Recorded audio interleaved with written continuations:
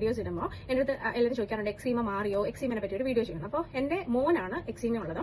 അവനൊരു 4 months ഒക്കെ ആയപ്പോഴാണ് കവിളിന്റെ ഇവിടെ വലിയൊരു റെഡ് പാച്ച് പോലെ വന്നു എന്ന് പറയാം. അപ്പോൾ നമ്മൾ അടുത്തുള്ള ജനറൽ മെഡിസിൻ ഡോക്ടറിനെ കാണിച്ചു. അപ്പോൾ ഡോക്ടർ പറഞ്ഞു എക്സീമയുടെ തുടക്കം എന്ന് പറഞ്ഞ് സ്റ്റിറോയിഡ് തേക്കാൻ വന്നു. അപ്പോൾ സ്റ്റിറോയിഡ് തേക്കാൻ മടിയുള്ളതാണ് ഞാൻ വെയിറ്റ് ചെയ്തു. പക്ഷേ ഇത് കൂടുന്നുണ്ട്. അപ്പോൾ ഞാൻ തേച്ചു.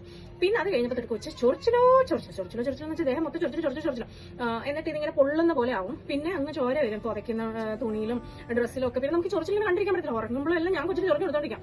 അപ്പോൾ എന്റെ ഹസ്ബൻഡ് ആണെങ്കിൽ ഞങ്ങൾ കണ്ട് 2 മണിക്കൂറാണ്. അപ്പോൾ പുള്ളിനെ ആശ്വസിപ്പിക്കാൻ പറയും ഇത് വലുതാകുമ്പോൾ മാറുന്നേ. അതിൻ്റെ അടുത്ത് ഒത്തിരി ഡോക്ടേഴ്സ് പറഞ്ഞു ചിലർക്ക് ഇത് വലുതാകുമ്പോൾ മാറുന്നു. എക്സീമയുള്ള ഒത്തിരി അമ്മമാരെ ഞാൻ പരിചയപ്പെട്ടു. അവരുടെ കുട്ടികൾക്ക് ഇതിലും എക്സീമയുണ്ട്. എനിക്കറിയാം ഇത് വലുതാകുമ്പോൾ മാറുമായിരിക്കും, ഡോക്ടേഴ്സ് ഒക്കെ പറഞ്ഞല്ലോ. പക്ഷേ എനിക്ക് അപ്പം എന്റെ കുട്ടി ചോറിയുന്നത് എനിക്ക് വിഷമമാണ്. അപ്പോൾ അത് കുറയ്ക്കാൻ വേണ്ടിയിട്ട് ഞാനിങ്ങനെ ഓരോ ഡോക്ടേഴ്സിനെ കണ്ടിട്ട് അവർ പറയുന്നത് എന്താണോ അതുപോലെ ചെയ്യുവേ.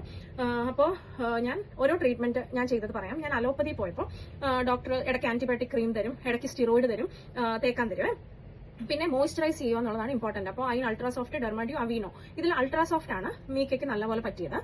പിന്നെ അതുപോലെ തന്നെ ടെഡി ബാർ അല്ലെ ഡെർമാഡിയോ ഇതിന്റെയൊക്കെ സോപ്പ് യൂസ് ചെയ്യാൻ പറഞ്ഞു. ഞാൻ ടെഡി ബാറിന്റെ സോപ്പാണ് യൂസ് ചെയ്യുന്നത്.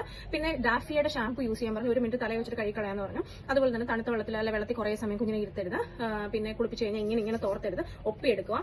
എന്നിട്ട് ഉടനെ തന്നെ മോയ്സ്ചറൈസ് ചെയ്യുക കുഞ്ഞിനെ.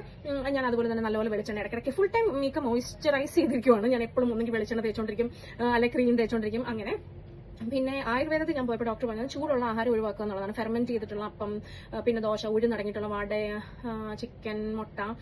അപ്പോൾ എനിക്ക് അത്രയും പറ്റുമെന്ന് എനിക്ക് ഡൗട്ട് ഉണ്ടായിരുന്നു. അപ്പോൾ അവർ പറഞ്ഞ കുറച്ച് കാര്യങ്ങളാണ് ഞാൻ ചെയ്യുന്നത്. ഈ ഒരു തൈലം തേക്ക്, രസോത്താമതി തൈലം, ഇതിന്റെ ഇളകി പോയി കേട്ടോ, അങ്ങനെ ഒരു തൈലം. പിന്നെ അതുപോലെ തന്നെ രാത്രിയിൽ വെള്ളം ഞാൻ ചൂടാക്കാൻ വെക്കുമേ. അതിൻ്റെ അകത്ത് നാൽപ്പാമരാതിയുടെ അതിടും, ആ കമ്പിടും. പിന്നെ വേപ്പിന്റെ ഇല, പിന്നെ പച്ചമഞ്ഞൾ ഇതിട്ടിട്ട് നല്ലപോലെ തിളപ്പിക്കുവേ. തിളപ്പിച്ചിട്ട് ആ വെള്ളം രാവിലെ ഇച്ചിരി ചൂടാക്കിയിട്ടാണ് അവനെ അതിലാ കുളിപ്പിക്കുക. ഇത്രയും നാളും അങ്ങനെയാണ് കുളിപ്പിച്ചത്. റീസെന്റ് ഇത് കുറഞ്ഞത് കണ്ടപ്പോഴാണ് ഞാൻ നിർത്തിയത്. പിന്നെ ഹോമിയോയിൽ പോയി, പക്ഷെ അതിങ്ങനെ മരുന്നിങ്ങനെ കുറെ കൊടുക്കണ്ടേ. അപ്പോൾ എനിക്ക് ഞാൻ മറന്നു പോകും, അതുകൊണ്ട് കൊടുത്തില്ല. പിന്നെ അതുപോലെ ഡോക്ടർ പറഞ്ഞു എന്താണ് ഈ ചൊറിച്ചിൽ ട്രിഗർ ചെയ്യുന്നതെന്ന് കണ്ടുപിടിക്കാം. ചിലപ്പോൾ അത് ഡസ്റ്റ് ആയിരിക്കാം, ചിലപ്പോൾ അത് എന്തെങ്കിലും അവൻ കഴിക്കുന്ന ഫുഡായിരിക്കാം.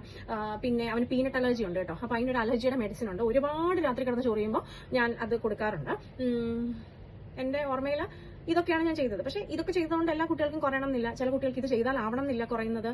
അങ്ങനെയൊക്കെ ഇപ്പോഴും ചൊറിച്ചിലുണ്ട്. ഇപ്പൊ അവന്റെ കാലം എങ്ങനെ ഇരിക്കുന്നത് ഞാൻ കാണിച്ചു തരാം. ഇപ്പോഴും ചൊറിച്ചിലുണ്ട്, എങ്കിലും കുറഞ്ഞു. അപ്പോൾ എനിക്ക് തോന്നുന്നത് നമ്മുടെ കുട്ടിയുടെ ഏതൊരു കാര്യം, ഒരു കുഞ്ഞു പല്ലിന് വേദനയാണെങ്കിൽ പോലും അതിന്റെ വേദന കുറയ്ക്കാൻ നമുക്ക് പറ്റുമെങ്കിൽ നമ്മൾ അതിന് അന്വേഷിച്ച് പോയി അങ്ങനെ തപ്പി കുറയ്ക്കുന്നതിന് യാതൊരു ബുദ്ധിമുട്ടും ഇല്ല. അല്ലെങ്കിൽ അത് മാറിക്കോളും, അത് നാളെ മാറും, എല്ലാവർക്കും ഇങ്ങനെയൊക്കെയാണ് എന്നുള്ള സെയിം എക്സ്ക്യൂസ് നമ്മൾ പറഞ്ഞിരിക്കണമെന്ന് ഒരു നിർബന്ധവും ഇല്ല. ഞാൻ ആലോചിക്കുന്നു ഞാൻ എന്തെങ്കിലും പോയിന്റ് മിസ്സായോ എന്ന്. ഇല്ലാന്ന് തോന്നുന്നു കേട്ടോ. പിന്നെ ഇതിനെ പറ്റിയിട്ട് വേറൊരു വീഡിയോ ഉണ്ട് ഞാൻ ചെയ്തത്. അതിന്റെ ലിങ്ക് ഞാൻ എന്റെ സ്റ്റോറിയിൽ കൊടുത്തേക്കാമേ.